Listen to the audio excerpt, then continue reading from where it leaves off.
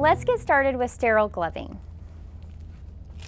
So when you're doing sterile gloving and you open your package, I'm going to show you just some quick, helpful tips to make sure that the packaging doesn't open back up on you.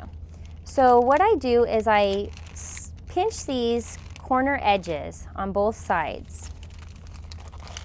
And I have to pinch them pretty far back so that they don't pop back up on me. Now I know that they're ready to go. So I take these inner flaps and I'm just touching my 1-inch border and I open up my packaging. I also pull taut so that the inner crease stays flat and it will not bunch back up on me. When I grab my gloves and I put them on,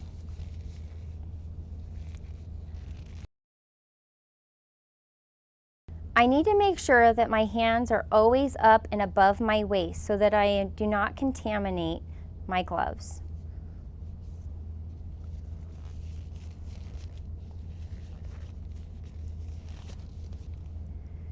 Common mistakes students make with gloves is they will touch, their cuff on the paper. If it pops back up in some way, that's a contamination.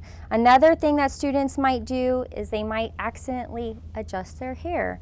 Or even sometimes if your badge is in the way, you don't even realize, but you're contaminating your sterile field if your gloves are still on these. You also need to be very cognizant that your gloves are far enough away from you so that the packaging isn't right up against your body and now you've contaminated your gloving space. And be sure when you are gloved up properly that you don't feel tempted to grab your paper and throw it in the trash because now you have contaminated your gloves. So you want to make sure that you just leave it where it is and perform your procedure. And now you know how to don on sterile gloves while avoiding common mistakes.